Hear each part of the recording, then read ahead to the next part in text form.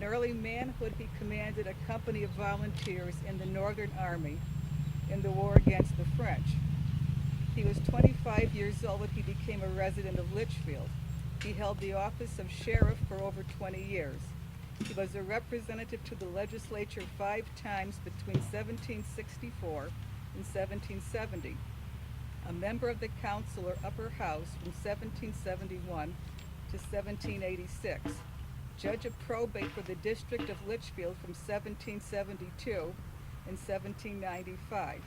If you have family in this area during that time, he was the probate judge for their estates because he did the probate for this ancestor of mine right here. He was a judge of the Common Courts of Pleas from 1773 to 1786, a member of Continental Congress from 1775 to 1784. He also signed the Declaration of Independence. During the early part of the Revolution, he was commissioned as a brigadier general, and Congress appointed him as a commissioner on Indian Affairs for the Northern Department. In May 1779, he was elected by the legislature and commissioned by Governor Trumbull as Major General of the Militia of Connecticut. In these positions, he rendered the country essential service. He was found ever prompt in planning and efficient in execution. On the local level, he officiated as moderator, selectman, and committeeman, etc. No man in the state at that time discharged so many and varied public duties. Governor Trumbull and General Washington had no one who could achieve the certainty of success in furnishing supplies than Oliver Wolcott.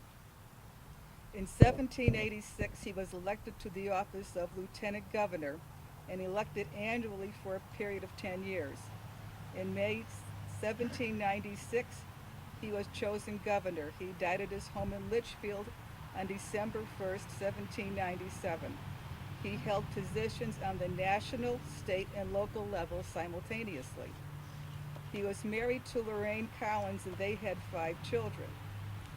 The DAR Patriot Index says his wife's name was Lorraine, but some accounts say it was Laura, but we'll just go with Mrs. Wolcott.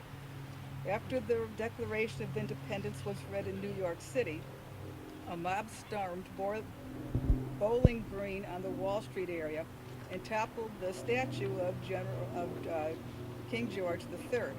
The statue was made of lead and was coated with a fine layer of gold leaf.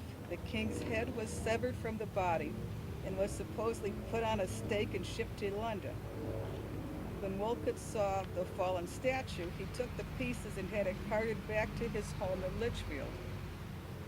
In the orchard behind his house, he put his wife, children, and local ladies to work melting the statue and making bullets. That service qualifies those women to be Patriot ancestors, and if you have them, you can join the DAR or the SAR through them. His daughter Laura made 8,378 bullets. Daughter Marianne made 10,790, and Frederick made only 936. Governor Wolcott took the bullets to Saratoga, where he and the militia helped defeat Burgoyne with the blasts of His Melted Majesty. When you go to the green, there is something on the green commemorating the people who served in the Revolutionary War for Litchfield, and that is the stained glass window in the Historical Society, which this chapter gave over 100 years ago. And as closing, I also want to thank Ken Buckby of the SAR and Judy Sawyer of the DAR, who's about 1st Artillery, because those two cleaned the graves for the Wolcotts and the Tallmadges, and they did an outstanding job.